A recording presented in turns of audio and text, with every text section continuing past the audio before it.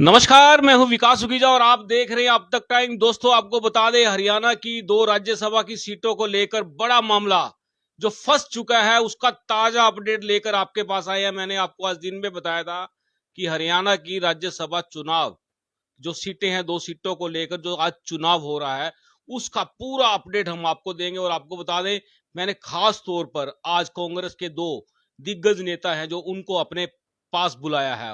और आपको बता दें कि ताजा अपडेट जो देने जा रहा हूं मैं आपको, वो ध्यान से सुन लेना कि आज हरियाणा की 2 सीटों को लेकर जो चुनाव हुआ है, वोटिंग हुई है, वो पूरी की पूरी वोटिंग विवादों के घेरे में आ चुकी है। आपको बता दें, भारतीय जनता पार्टी और जेजेपी इस पूरे मामले को लेकर चुनाव आयोग का दरवाजा खटखटा रही है। लिखित में एक शिकायत दी गई है। और आपको बता दें, कांग्रेस ने भी पलटवार करते हुए इस पूरे मामले को लेकर तुरंत चुनाव आयोग का दरवाजा खटखटा दिया और अपनी जीत का दावा किया है।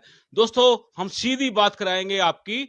जो मेरे साथ आज खास तौर पर मेरे मेहमान यहां उपस्थित है, आपको बता दूं, करनाल के जिला संयोजक सरदार त्रिलोचन सिंह है और कांग्रेस के वरिष्ठ नेता है प्रदेश स्तर के रघुबीर संधू। इन दोनों का मैं स्वागत करूंगा। और उससे पहले आपको जो मैं ताजा अपडेट देने जा रहा हूं, वो आपको बता देते हैं कि आज राज्यसभा की सीट को लेकर जो चुनाव हुआ है, वोटिंग हुई है, उस वोटिंग के अंदर बड़ी इंटरेस्टिंग चीजें जो मैंने आपको बताई थी वो होने वाली है। और एज इट इज जो मैंने आपको बताया था वो बिल्कुल एज इट हुआ है। दोस्तों, मैं चाहूंगा कि आप साथ के साथ इस खबर को शेयर करते चले जाएं, अपने कमेंट्स करते चले जाएं। आपकी क्या प्रतिक्रिया है इस राज्यसभा चुनाव को लेकर? क्या आप कहना चाहेंगे कि 2 सीटों को लेकर? और 2 उम्मीदवार जो से थे वो मैं आपको बता देता हूं कि भारतीय जनता पार्टी के एक उम्मीदवार जो जिनका चयन हो चुका है, कृष्ण पवार, उनका चयन हो चुका है, वो राज्यसभा में जाने के लिए तैयार थे। लेकिन आपको बता दें, उनका भी मामला फंस गया, क्योंकि उनके पास तो पूरा का पूरा राइट आ चुका था, लेकिन उनका चुनाव इस पूरे मामले के अंदर वो भी फंस गए हैं। उसके साथ साथ आपको बता दें, भारतीय जनता पार्टी और जेजेपी के जो संयुक्त कैंडिडेट कह सकते हैं, आजाद कैंडिडेट है बेसिकली, कार्तिकेय शर्मा, जो पूर्व मंत्री रहे हैं कांग्रेस की सरकार के अंदर, विनोद शर्मा के बेटे, बता दूं, उनका मामला फंस गया है। और साथ में फंस गया है कांग्रेस के वरिष्ठ नेता अजय माखन का। दोस्तों, आज पूरा हंगामा रहा चंडीगढ़ के अंदर, जबरदस्त हंगामा रहा इस पूरे मामले को लेकर। और जो लोग वहां मौजूद थे, आज वो दोनों नेता मेरे पास मौजूद हैं। मेरे साथ हैं त्रिलोचन सिंह है और रघुबीर संधू जी हैं। सबसे पहले मैं रघुबीर जी, आपका बहुत बहुत स्वागत करता हूं अब तक टाइम्स पे। धन्यवाद। आपके चैनल से हम आज रूबरू हो रहे हैं। मैं आपके जितने भी चैनल को देखने वाले साथी हैं उनको नमस्कार करता हूं और सभी साथियों को कहता हूं कि जो आज की ये हमारे साथी ये हमारे से आपको रूबरू करवा रहे हैं, इस बात को आप देखेंगे और सुनेंगे। और हरियाणा में जो राजनीति का नंगा नाच भारतीय जनता पार्टी के लोग करना चाहते हैं वो आपके समक्ष है। बिल्कुल दोस्तों, कांग्रेस के लोग हैं तो भाजपा पर आरोप लगाएंगे। त्रिलोचन सिंह जी है। त्रिलोचन जी, आपका बहुत बहुत स्वागत है अब तक टाइम्स पे। धन्यवाद सुखीजा जी। आप समय समय पर हरियाणा की बात, करनाल की बात लोगों तक पहुंचाते रहते हो, उसके लिए हम आपके आभारी हैं। करनाल के लोग आपके आभारी हैं। बिल्कुल दोस्तों, आपको बता दें, कांग्रेस के लोग मेरे साथ हैं और कल मेरे साथ हो सकते हैं भाजपा के लोग साथ में हों, और भी लोग साथ में हों, क्योंकि इसका पूरा अपडेट जो राज्यसभा की 2 सीटों का चुनाव है, पूरा अपडेट आपको देखने के लिए मिल रहा है अब तक टाइम्स के ऊपर। क्योंकि राज्यसभा चुनाव की जो जानकारी होती है, वो सबसे पहले हमने और आपको सटीक जानकारी दी है। आज जान लेते हैं आखिरकार पूरा मामला, पूरा पेज फंसा कहां पे है। सीधी बात कर लेते हैं, त्रिलोचन जी से पूछ लेते हैं। त्रिलोचन जी, आज आप चंडीगढ़ में रहे हैं, राज्यसभा की 2 सीटों के चुनाव आपने अपनी आंखों से देखा, क्या मामला है, कहां फंस गया मामला? देखिए, मामला तो नहीं फंसा, लेकिन भाजपा जजपा की सरकार किसी भी हालत में दूसरे कैंडिडेट को अपने कैंडिडेट की मोहर लगाना चाहते थे, जिसके लिए उन्होंने उनके नंबर पूरे ना होने के बावजूद भी एक कैंडिडेट को उतार दिया, ये सोचकर भी हम क्रॉस वोटिंग करा लेंगे। लेकिन कांग्रेस के 31 जो विधायक थे वो एकजुट हुए। उन्होंने राहुल गांधी जी के, प्रियंका गांधी जी के, सोनिया गांधी जी के, भूपेंद्र सिंह हुड्डा के नेतृत्व को स्वीकार करते हुए एकजुट रहे, जिसको ये नहीं तोड़ पाए। आखिर में जब इनसे कोई गिनती नहीं हो पाई, जब ये समझ रहे थे कि हम हार रहे हैं, उस समय में जाकर इन्होंने ये कह दिया कि इन्होंने अपनी वोट हमारे को दिखाई, अपनी वोट हमारे को दिखाई जजपा वालों ने। जजपा का जो ऑब्जर्वर था, जो पर्यवेक्षक था, वो दिग्विजय था। दिग्विजय हाइट में बड़ा लंबा था, जिसकी वजह से जब हमारा कैंडिडेट अपने को वोट दिखाता था, वो गर्दन आगे करके झुक के आगे देखने की कोशिश करता था। वो वीडियोग्राफी करके उसने दिखाने की कोशिश की भी कांग्रेस वालों ने मेरे को वोट दिखाई है, इसीलिए वोट रद्द होनी चाहिए। जबकि जो वहाँ रिटर्निंग ऑफिसर थे मिस्टर नांदल, उन्होंने वीडियो देखने के बाद लिख के दे दिया भी कहीं भी वोट का दुरुपयोग नहीं हुआ, बिल्कुल ठीक इलेक्शन हो रहा है, इस करके इनकी जो एप्लीकेशन उसको रद्द कर दिया जाता है। उसके बाद ये इलेक्शन कमीशन के पास गए, इलेक्शन कमीशन ने के पास आरओ की रिपोर्ट ली, और रिपोर्ट लेने के बाद आगे जैसे मेरे को मालूम पड़ा, हुड्डा साहब ने संधू साहब को बताया था भी अब क्या होने वाला है, वो आगे संधू साहब आपको बता सकते हैं। बिल्कुल दोस्तों, आपको बता दें त्रिलोचन जी से तो हम पूछेंगे खट्टे मीठे सवालों का जवाब लेंगे, और रघुवीर संधू जी हैं उनसे भी जानना चाहेंगे। लेकिन दोस्तों आपको बता देते हैं आज के पूरे 2 सीटों के चुनाव को लेकर जो सबसे मजेदार एपिसोड चला है, वो चला है महम के विधायक बलराज कुंडू का। बलराज कुंडू ने बिल्कुल साफ स्पष्ट शब्दों में वोट डालने से इनकार कर दिया। उन्होंने सीधे सीधे आरोप लगाए, भारतीय जनता पार्टी के ऊपर आरोप लगाए, कांग्रेस के ऊपर लगाए। उन्होंने दोनों ही पार्टियों को नकार दिया, दोनों को ही भ्रष्टाचार में लिप्त बताया। संधू जी, कांग्रेस भी भ्रष्टाचार में पूरी तरह से लिप्त रही है। देखिए, मैं आपके चैनल के माध्यम से प्रदेश के लोगों को बताना चाहता हूँ कि कुंडू साहब ने जो आज फैसला लिया, वो वाकई बहुत सराहनीय फैसला था। ये जेजेपी और भारतीय जनता पार्टी के लोग करोड़ों रुपए की बोली लाकर विधायकों को, जो नुमाइंदे चुने जाते हैं, प्रदेश के लोग नुमाइंदे अपने बना करके हर विधानसभा से भेजते हैं प्रदेश के विकास के लिए, और प्रदेश के एक सौंदर्यीकरण के लिए, और प्रदेश के नौजवानों को रोजगार देने के लिए, और प्रदेश की जो समस्याएं हैं उनका निवारण करने के लिए उन विधायकों की खरीद फरोख्त करना चाहती थी। तभी ये संख्या इनके पास पूरी नहीं थी, और कार्तिकेय पंडित जी को इन्होंने जो कैंडिडेट मिलके लेके आए हैं, उनका भी इन्होंने एक सोचिए कि पर्दाफाश करने के लिए और खरीद फरोख्त में उनको इन्वॉल्व अपने साथ करने के लिए, वो नया लड़का है, बेदाग बेछाप लड़का है, उसको इस करप्शन में डालने के लिए कि उसके पैसे का दुरुपयोग करके जो जनता के चुने हुए नुमाइंदे हैं उनको खरीदने का काम करने के लिए इस तरह का जो ये घृणित कार्य इन्होंने किया है, इसको प्रदेश की जनता सब जानती है। जब संख्या विधायक की पूरी नहीं है तो आप कैसे राज्यसभा के सदस्य चुने जा सकते हैं। कांग्रेस के पास 31 लोग हमारे विधायकों की पूरी संख्या है।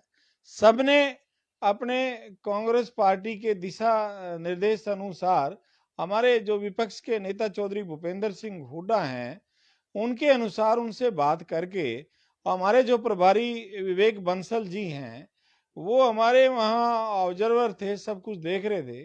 ये एक प्रक्रिया है संविधान में कि अपने ऑब्जर्वर को वो दिखा के वोटिंग करते हैं। लेकिन जो वहाँ जजपा के हमारे जो ये दिग्विजय सिंह हैं, ये काफी मतलब नासमझ और एक कम उम्र का बच्चा होने के कारण उसको ज्यादा कानून कायदे का मुझे लगता है कि कोई नॉलेज नहीं है। वो पढ़ा लिखा भी थोड़ा ही है। कहते उसके चाचा अभय सिंह चौटाला कह रहे थे चीन के चुनाव में कि ये सारे 12वीं भी पास नहीं है और ये फर्जी लोग हैं। मैं उन्हीं के अनुसार कहना चाहता हूं कि वो अपनी चेयर से उठ के और ऐसे झांक ताक जो कर रहे थे और उस मुद्दे को लोगों में गलत तरीके से भटकाना चाहते थे कि वोटिंग मैं देखूं और कह दूं कि मैंने देखा, लेकिन वहां कैमरे लगे हुए हैं, सब चीजें ठीक हैं। और हमारे रिटर्निंग ऑफिसर जो भी नांदल साहब, उन्होंने लिख के दे दिया, कैमरे के अंदर जो चीज आई है उसको देख करके उन्होंने निर्णय ले लिया।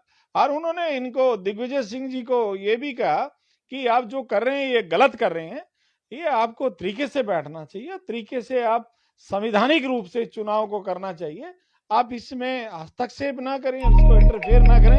लेकिन बावजूद उस बात को समझने के कि इस सारे मामले को, चुनावी मामले को वो झंझट में डालना चाहते थे और वो भारतीय जनता पार्टी के लोगों से मिली भगत जो उनकी बनी हुई थी उसमें सक्षम हुए और उन्होंने जो हमारे जो एक हमारा पूरा जो सिस्टम है इलेक्शन कमीशन का, वहां जाके आज वो ये निर्णय को रुकवाने में भारतीय जनता पार्टी की सरकार और हमारे मुख्यमंत्री मनोहर लाल जी और दुष्यंत चौटाला जी ने कैसे इनको वो किया, मैं नहीं कह पाऊंगा, लेकिन ये रुकवाने में अब तक सक्षम है। जबकि ये क्लियर है कि एक नुमाइंदा राज्यसभा में भारतीय जनता पार्टी से कृष्ण पवार जी को जाना था, दूसरा नुमाइंदा कांग्रेस पार्टी से माखन जी हमारे पार्टी से जाने थे। लेकिन इस सारे खेल को एक पचड़े में डालने का जो इनका ड्रामा है, आज पूरा इनका नंगा नाच प्रदेश की जनता ने देखा। किस तरीके से ये करोड़ों रुपए के बल पे एक करप्शन का एक नुमाइंदे को खरीदने की बातें करते हैं। तो इस तरह के लोगों को ये बातें सारी आज समझ में है। हमारे आज पूरा मैं कहना चाहूंगा हरियाणा एक नौजवान हरियाणा है। इसमें 60 साल से नीचे के लोगों की संख्या मैं कहना चाहूंगा कि वो 75 और 80 की संख्या में है। हमारे जो बुजुर्ग हैं उनकी संख्या कम है। पूरा का पूरा हरियाणा नौजवान है, पढ़ा लिखा है। वो उन्होंने सब ये आज का प्रोग्राम देख के आज इन पार्टियों को जो नकारने का काम किया है, भारतीय जनता पार्टी और जजपा पार्टी के नेताओं को और इनके कार्य प्रणाली को, तो मैं आज प्रदेश की जनता को बधाई देना चाहूंगा कि आज सब पूरे पूर्ण रूप से इनका जो खुला चरित्र है उन्होंने देखा है। तो उसकी आज भर्त्सना, उसका बहिष्कार और इस मामले में इनकी आलोचना पूरे प्रदेश के नौजवानों ने शुरू करी है।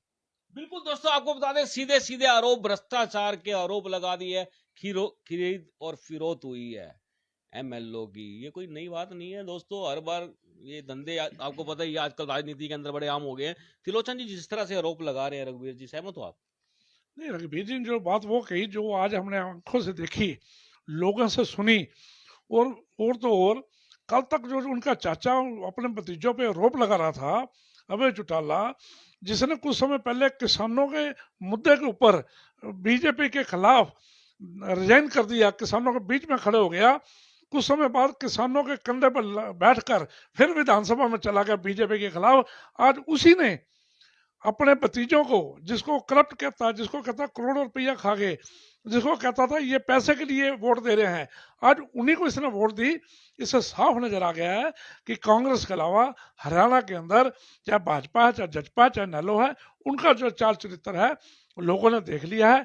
लोग अभी समझने लगे हैं कि कैसे हम इससे छुटकारा लाएं। और यहाँ से जाके जब इलेक्शन कमीशन दिल्ली के पास केस चला गया, उस समय अमित शाह और नरेंद्र मोदी जी ने भी बीच में इंटरफेयर करके सारे हिंदुस्तान के जो चुनाव रिजल्ट थे वो रोक दिए। सिर्फ राजस्थान का चुनाव रिजल्ट नहीं रोक सके क्योंकि वहां कांग्रेस सरकार थी। उन्होंने वही किया जो हो रहा था, उन्होंने पक्षपात नहीं किया, उन्होंने साफ सुथरा काम किया। बाकी जगह इन्होंने चुनाव रुका दिए। इससे साफ जाहिर है कि आने वाले समय में हिंदुस्तान के लोगों के लिए भाजपा का विरोध करना बड़ा अनिवार्य है, वरना इलेक्शन होने ही बंद हो जाएंगे। एक राजा की तरह मोदी जी अपने आप को डिक्लेयर कर लिया करेंगे, मैं राजा बाकी प्रजा। तो अभी लोगों को एकजुट होकर इसका विरोध करना चाहिए। आज जो हुआ, भले ही एक एमपी कम बढ़े या ज्यादा बढ़े वो बात की बात है, लेकिन वो देश हित में नहीं है, वो हमारे हरियाणा के हित में नहीं है। और मनोहर लाल जी खट्टर जो अपने छवि को बड़े साफ रखना चाहते थे, आज नजर आ गया कि मनोहर लाल जी ने हर तरह का बाय हुक एंड क्रुक ये इलेक्शन जीतने के लिए खुली छूट दे रखी थी। चाहे वो सरकारी मशीनरी हो या वो सरकारी अफसर हो या पैसे का दुरुपयोग हो, खुला हुआ, जिसकी वजह से आज हरियाणा के लोग और करनाल के खासकर लोग जिन्होंने चुनाव में मनोहर लाल खट्टर जी को चुनाया, जिता के भेजा, हम शर्मिंदा हैं। मनोहर लाल खट्टर जी के नाम पर हम शर्मिंदा हैं।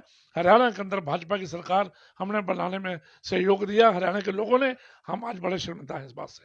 बिल्कुल दोस्तों, आपको बता दें पूरा हरियाणा शर्मिंदा है क्योंकि रहता था जो सा राज्यसभा की 2 सीटों का वो खिंड गया। अब रहता सिमटेगा कैसे, ये पूछ लेते हैं रघुवीर संधू जी से। संधू जी, ये रहता खिंड गया, आज कैसे सिमटेगा कैसे? देखिए, भ्रष्टाचार की पोल खुल चुकी है। जो लोगों को भ्रमित करने का कार्य था भारतीय जनता पार्टी की सरकार का, माननीय मुख्यमंत्री मनोहर लाल जी जो अपने आप में एक ईमानदार छवि लेते थे, उसकी पोल खुल चुकी है। अब निर्णय चुनाव आयोग ने लेना है। चुनाव आयोग निष्पक्ष है और मैं चाहूंगा, देश प्रदेश की जनता चाहती है कि निष्पक्ष निर्णय लिया जाए और बाधित हो करके, चाहे वो केंद्र की सरकार से हो, चाहे हमारे माननीय प्रधानमंत्री हो, उनसे बाधित ना हो करके जनता के हित में जो विधायक 31 विधायकों ने अपना निर्णय लिया है, अपना राज्यसभा में पहुंचाने का हमारे अजय माखन जी को कार्य किया है, उसको जल्द से जल्द डिक्लेयर करना चाहिए और अपनी मान मर्यादाओं में रह करके प्रदेश की जनता के निर्णय को ध्यान में रखते हुए ये इस बात से सचेत होना चाहिए कि आने वाले समय में जो आप ऐसी हरकतें कर रहे हैं, जनता आपको माफ करने वाली नहीं है और इनको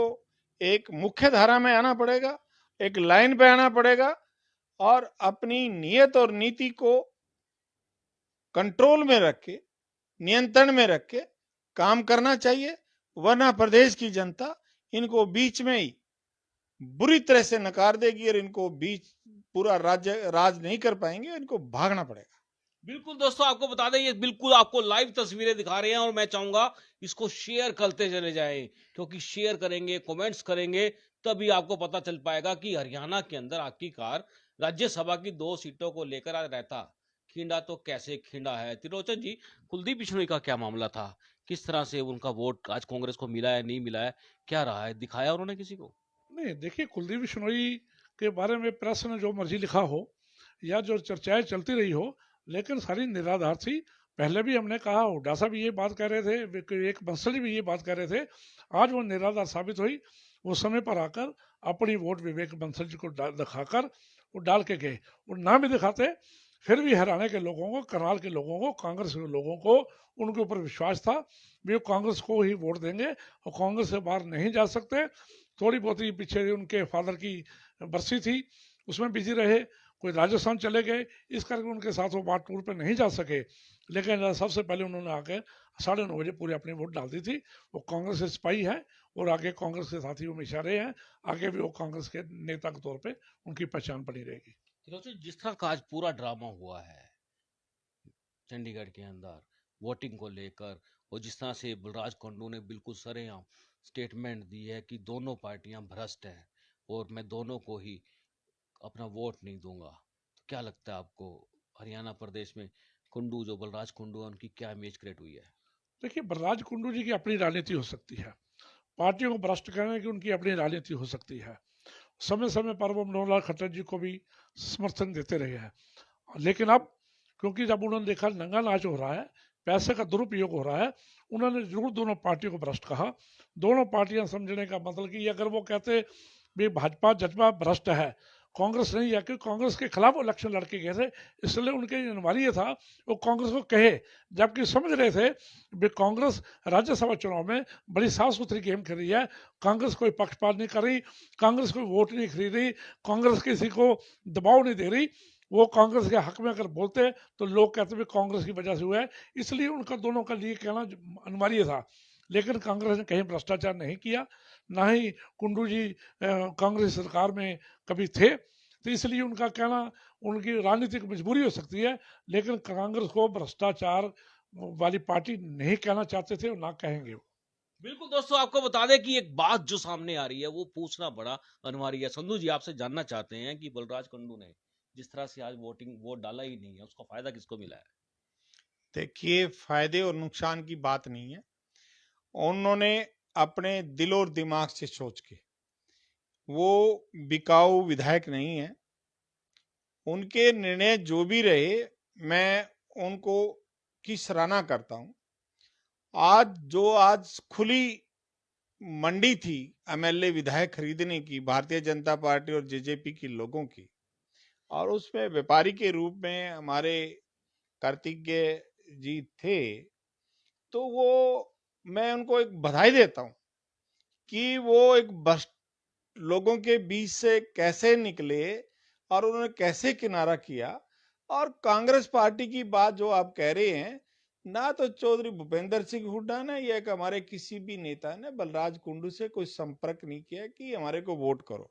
उसका कारण है, हमारे पास पर्याप्त मात्रा में जितने हमें विधायक चाहिए थे उससे भी एक विधायक ज्यादा है हमारे पास।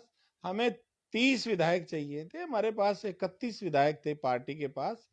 तो वे कुंडू साहब की एक हो सकता है मजबूरी है, वो रोहतक से बिलोंग करते हैं और वो कांग्रेस को वैसे ही लपेट लेते हैं, क्योंकि आगे समय में भी उनकी राजनीति, अगर वो कांग्रेस को बढ़िया बताएंगे तो उनको कौन विधायक बनाएगा। उनकी मजबूरियां हैं कांग्रेस को लपेटना, लेकिन उनकी अंतरात्मा अगर उनसे पूछा जाए एक भाईचारे के तौर पे, और एक वो एक अच्छा उनका जो विचार है उससे पूछ लिया जाए, तो शायद आप कभी मिलें तो पूछ लेना, वो आपसे एक इस मीडिया से दूर होकर बता सकते हैं कि चौधरी भूपेंद्र सिंह हुड्डा जैसा किसानों का हितैषी, 36 बरादरी का हितैषी, प्रदेश हरियाणा प्रदेश को नंबर 1 पे लाकर छोड़ने वाला मुख्यमंत्री, प्रदेश में चाहे बिजली के कारखाने लगाने की बात हो और नई यूनिवर्सिटीज खोलने की बात हो, engineering college, polytechnical college, BEd college, और पूरे प्रदेश में सड़कों का जाल बिछाने की बात हो, और प्रदेश के विकास के लिए बड़े बड़े सिटियों को अपग्रेड करना और एक शहरों को बहुत अच्छे से उनको विस्तारित करना, ये भूपेंद्र हुड्डा जी की प्राथमिकता रही है। शायद इस प्रदेश के में पहले ऐसे मुख्यमंत्री हैं भूपेंद्र हुड्डा जी, जो 36 बरादरी के लोकप्रिय हैं। हम भी लोगों से गांव में जाते हैं, पूछते हैं, गरीब से गरीब तक। आज जब चौधरी भूपेंद्र सिंह हुड्डा मुख्यमंत्री थे, लोगों की जेब में 1000 का नोट चलता था, वो सबकी जेब में निकलता था। आज 100 का नोट भी किसी की जेब में नहीं है। और मैं आपको बताना चाहता हूं कि एक मूंगफली की रेडी लगाने वाला भी 2-2 प्लाट खरीदने की हैसियत रखता था। आज एक कारखानेदार, एक व्यापारी भी, एक बहुत अच्छा दुकानदार भी आज 100 गज जगह रखने की हैसियत नहीं रखता। कुछ ज्यादा नहीं हो गया गुणगान जी? देखिए, मैं आपको बताना चाहूंगा कि आप मेरे अलावा भी, मेरे को छोड़िए कि मैं ज्यादा एक आप समझते हैं कि मैं जो आदमी व्यक्तित्व जिसका अच्छा है मैं उसकी प्रेज जरूर करता हूँ। आज मुझे कोई पूछे चौधरी बंसीलाल के बारे में तो मैं इतना ही गुणगान उनका करूंगा। आज मुझे कोई चौधरी देवीलाल के उसके बारे में पूछे तो मैं उनका इतना ही सम्मान करता हूं। यदि हम आपसे पूछे हरियाणा के मुख्यमंत्री मनोहर लाल के बारे में तो क्या कहना चाहेंगे? देखिए, मनोहर लाल जी के बारे में मैं कहना चाहूंगा, मनोहर लाल जी अनुभवहीन व्यक्ति हैं। उनको राजनीति का कोई तजर्बा नहीं है। वो हो सकते हैं कि व्यक्तित्व तौर से एक अच्छे व्यक्ति हैं, मैं नहीं कहूंगा उनको, लेकिन उनके चारों तरफ जो उनके चटुकार हैं, जो उनके मंत्री हैं, विधायक हैं, जो उनके वर्कर हैं, जो उनके एमपी हैं, मैं उनके भ्रष्टाचार के पुख्ता सबूत आपको दे सकता हूं। और आने वाले समय में ये जो विधायक इनके ये और जो एमपी है ना, इनको निश्चित तौर से जेलों में रहना पड़ेगा। हरियाणा में इनकी एरिया में खुले घूमने की कोई ताकत नहीं होगी। मैं आपको बताना चाहता हूं, ये जनता को पता है। बिल्कुल दोस्तों, आप सुन सकते हैं बिल्कुल लाइव बातचीत जो मैं आपको दिखा रहा हूं। और मेरा आखिरी सवाल है संधू जी से। संधू जी, ये जो चुनाव हुआ है और जिसका रहता खिंड गया है, कितने का फटका लग गया होगा? देखिए, इन्होंने करोड़ों रुपए, सैकड़ों करोड़ों रुपए की इन्होंने बर्बादी करने की कोशिश की है। ये बिल्कुल नंगा नाच अभय चौटाला जी ने कहा था कि मेरे भतीजे दोनों चारों हाथों से लूट रहे हैं और चारों हाथों से मेरा भाई अजय चौटाला, 2 हाथ उनके, 2 नैना मैडम के हाथ, ये 8 हाथों से प्रदेश को लूट रहे हैं। ये गुमराह करके के करोड़ों रुपए कमाना चाहते हैं। मुझे नहीं पता कि अभय जी भी कोई रेट बढ़ाना चाहते थे। भाई, मैं इनके भ्रष्टाचार में लिप्त नहीं हूंगा, लेकिन आज उनका समय पे पता चला कि वो भी उसी टोली में खड़े पाए जिसमें करोड़ों रुपए लेने वाले व्यापारी खड़े थे। बिल्कुल दोस्तों, आपको बता दें ये रघुवीर संधू है हमारे साथ और बिल्कुल तीखी बातचीत और तीखे आरोप जो लगा दिए उन्होंने, आप देख सकते हैं कि ये मीडिया में ही खुलकर सामने आएंगे कि किस तरह के जो आरोप लग रहे हैं, जिस तरह के भी लग रहे हैं, उसकी सफाई क्या है। संधू जी, आपने हमसे बात की है, आपका बहुत बहुत धन्यवाद है। मैं आपके चैनल के माध्यम से जो आपने मुझे समय दिया और मुझे अपने चैनल पे बुलाया, मैं एक आपको एक निष्पक्ष पत्रकारिता जो आप करते हैं मैं उसका आदर करता हूं, और ऐसे ही आप प्रदेश के हित में और हमारे करनाल शहर के हित में और पूरे जिले और आसपास के लोगों का जो आवाजें हैं उठाते रहेंगे, तो जनता आपकी हमेशा प्रशंसा करती रहेगी। और आपके जो ये निर्णय है कि इस प्रदेश में भ्रष्टाचार का सफाया हो और लोगों की बातें हर आदमी को पता चले, इसका प्रयास आपका मैं हमेशा आपको धन्यवाद देता हूँ। बिल्कुल दोस्तों, हम भी धन्यवाद करते हैं रघुवीर संधू जी का, जिन्होंने हमारी एक कॉल के ऊपर हमारे मेहमान बनने का हमारे ऊपर एक छोटा सा एहसान किया है। दोस्तों, आपको बता दें कि देर रात की जो ये मैं आपको कवरेज दिखा रहा हूँ, और जाते जाते त्रिलोचन सिंह जी मेरे साथ बैठे हुए हैं। त्रिलोचन सिंह जी से आखिरी सवाल पूछ लेते हैं और उसके बाद फिर हम आपको बताएंगे कि ये राज्यसभा की 2 सीटों का रहता खिड़कर कहां तक पहुंच गया है। त्रिलोचन जी, क्या लगता है आपको, ये पूरा का पूरा राज्यसभा के जो चुनाव हो रहे हैं, ये राज्यसभा है क्या चीज? इसको खत्म नहीं कर देना चाहिए देश से? देखिए, ये कानून का अधिकार है, खत्म करने के लिए मैं तो नहीं कह सकता, लेकिन एक चला आ रहा है। जब हमारा देश आज़ाद हुआ, संविधान बना, संविधान के बीच में ये हमारे भीम अम्बेडकर जी ने और रखा संविधान में, तो उसको संविधान को तो नहीं हम तोड़ सकते, लेकिन राज्यसभा का चुनाव निष्पक्ष हो, इसके लिए हमारे को प्रयास करना चाहिए। कानून किसी के हाथ में ना जाए, इसके लिए प्रयास करना चाहिए। खरीद फरोख्त ना हो, इसके लिए प्रयास करना चाहिए। इसके सहानुभूति दिखाकर घड़ियाली आंसू बहाकर वोट नहीं लेने चाहिए, इसके प्रयास होना चाहिए। जैसे चौटाला साहब ने 800 किसानों की शहादत को नमन करके उसको गिरवी रखकर दोबारा वो विधानसभा में पहुंच गए और जाकर फिर अपनी वोट उन्होंने भेज दी। वो किसानों की आज जो उनकी आत्मा है, आज वो भी जकोरी होगी। एक नकली आदमी के ने हमको ऊपर हमने विश्वास करके उसको दोबारा विधानसभा में भेजा। ऐसे ऐसे जो ड्रामेबाज लोग हैं, ऐसे ऐसे जो समय पर लोगों का बेवकूफ़ बनाते हैं, जो हर तरह के हथकंडे अपनाते हैं, ऐसे लोगों से बचाने की जरूरत है। संविधान के अंदर रहकर ऐसी रूपरेखा और ज्यादा मजबूत होनी चाहिए। त्रिलोचन जी, आखिरी सवाल आपसे जाते जाते आखिरी सवाल, अब ये इलेक्शन का क्या रहने वाला है, क्या हो सकता है? देखो, जो अभी तक हमारे को मालूम पड़ा भी शायद इलेक्शन ये कैंसिल करके दोबारा ही ना कराए, क्योंकि सब जगह हार रहे थे। जहां जहां भी इन्होंने इलेक्शन अभी रोक दिए, सब जगह ये हार रहे थे। ये हारना नहीं सीखना चाहते। अब इनका और ज्यादा नुकसान हुआ। और सब हरियाणा के लोगों ने देखा, जहां जहां भी चुनाव हुए लोगों ने देखा, आज उनकी सहानुभूति कांग्रेस के प्रति और ज्यादा बढ़ गई।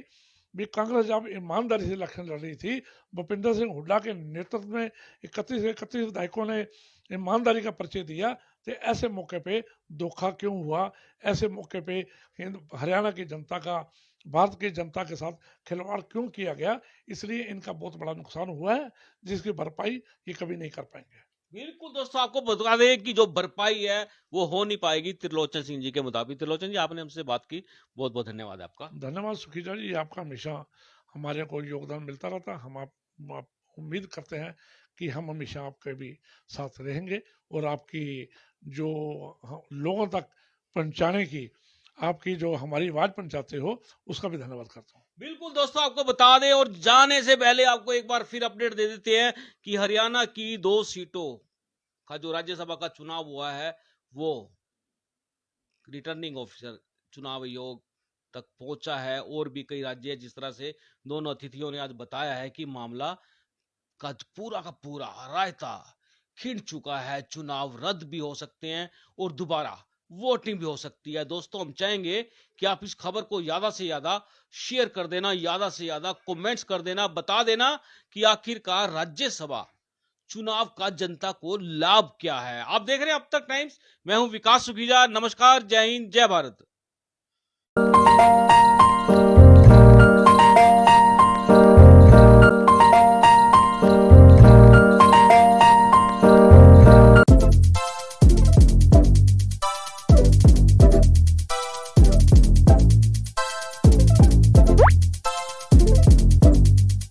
is important for you and your loved ones. Choose a policy today from Star Health Insurance. This is important for you and your loved ones. Choose a policy today from Star Health Insurance.